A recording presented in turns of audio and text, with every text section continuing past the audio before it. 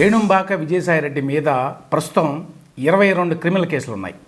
అందులో 19 కేసులు CBI ED వాళ్ళు దాఖలు చేసినాయి. ఇప్పుడు తాజాగా ఇంకో కేసు యాడ్ అయింది. ఎన్ఫోర్స్మెంట్ డైరెక్టరేట్ కొత్తగా మరో కేసుని విజయసాయిరెడ్డి మీద నమోదు చేసింది. ఇది ఈ మధ్యనే వార్తల్లోకి వచ్చిన కాకినాడ సీపోర్ట్ లిమిటెడ్ అట్లాగే కాకినాడ సెజ్లో వాటాలని బలవంతంగా లాక్కోవడానికి సంబంధించింది. Kakinada seaport limited Kakinada SEZ వాటాలని జగన్ ప్రభుత్వంలో జగన్ ప్రోద్బలంతో బలవంతంగా లాగేసుకున్నారు అని చెప్పి వాటి అధినేత కర్నాటి వెంకటేశ్వరరావు అనే ఆయన ఆరోపించిన విషయం తెలుసు. ఈ వ్యవహారంలో భారీగా మనీ లాండరింగ్ జరిగినట్టుగా ఎన్ఫోర్స్మెంట్ డైరెక్టరేట్ గుర్తించింది. కర్నాటి వెంకటేశ్వరరావు ఇచ్చిన ఫిర్యాదు మీద ఏపీసీఐడి ఇప్పటికే ఒక ఎఫ్ఐఆర్ నమోదు చేసింది.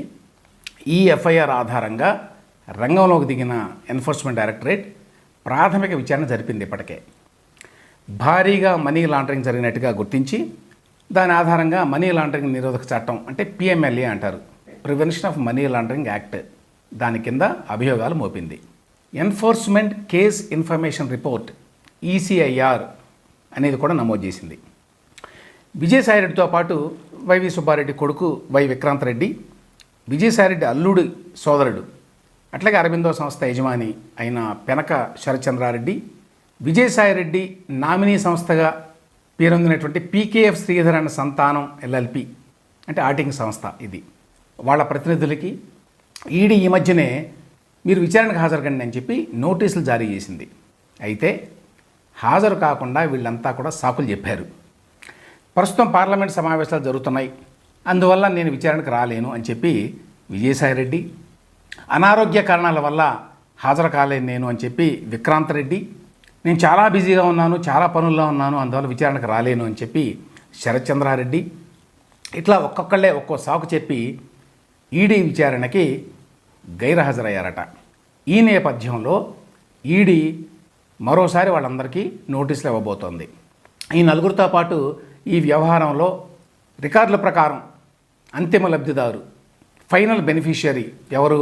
Aurobindo realty and infrastructure private limited, Aurobindo company, ఇప్పుడు ఆరో అని కూడా పేరు మార్చారు దానికి. ఆ కంపెనీకి దాని డైరెక్టర్లకి ఈడీ వాళ్ళు త్వరలో నోటీసులు ఇవ్వబోతున్నారు.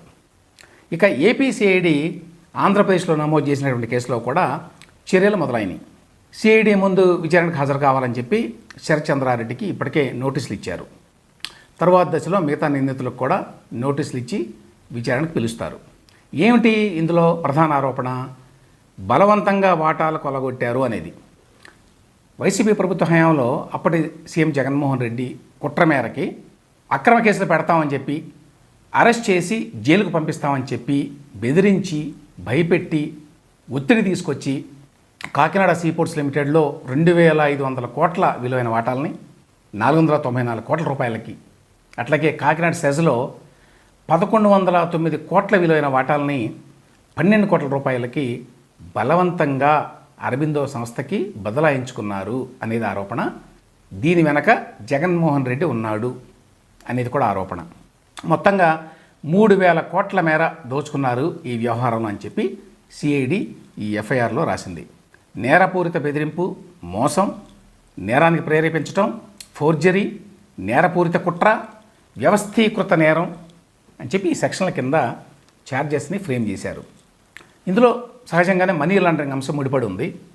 దానివల్ల ఇప్పుడు ఎన్ఫోర్స్మెంట్ డైరెక్టరేట్ కూడా రంగంలోకి దిగింది. రాజ్యసభలో రెండోసారి ఏపీ నుంచి ప్రాతినిధ్యం వహిస్తున్న విజయసాయిరెడ్డి మీద ఎన్ని ఆరోపణలు, ఎలాంటి కేసులు ఉన్నాయో చూస్తే మన ప్రజాస్వామ్యం ఎట్లా పరిఢవిల్లుతుందో అర్థమవుతుంది. ఆయన ఎన్నికల్లో సమర్పించిన ఎఫిడవిట్ ప్రకారం విజయసాయిరెడ్డి మీద ఇప్పటికే ఉన్నటువంటి ఆరోపణలు ఇవి. Charges related to cheating and dishonestly inducing delivery of property 11 charges అట. Charges related to forgery for purpose of cheating అనే దాని కింద 6 ఛార్జెస్ అట. Charges related to punishment for bribery 2 ఆరోపణలట. Charges related to criminal breach of trust అనే దాని కింద 2 ఆరోపణలు. Charges related to assault or criminal force to a woman with intent to outrage her modesty అనేది ఒక ఛార్జ్ అట. ఈ విషయం మనకు తెలియదు ఎప్పటివరకు. విజయసాయిరెడ్డి మీద ఒక మహిళతో అసభ్యంగా ప్రవర్తించాడు, అవుట్రేజ్ ఆఫ్ మోడెస్టీ అనే దాని కింద కూడా ఒక కేసు ఉన్నదట. అట్లాగే charges related to voluntarily causing grievous hurt by use of acid etcetera, ఇదొక ఛార్జ్ అట.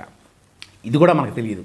యాసిడ్ పోసి అవతల వాళ్ళకి గ్రీవియస్గా హర్ట్ చేశాడు అంటే తీవ్రంగా వాళ్ళు గాయాల పాలయ్యేట్టుగా చేశాడు అనేటువంటి ఆరోపణ కూడా ఉందట విజయసాయిరెడ్డి గారి మీద.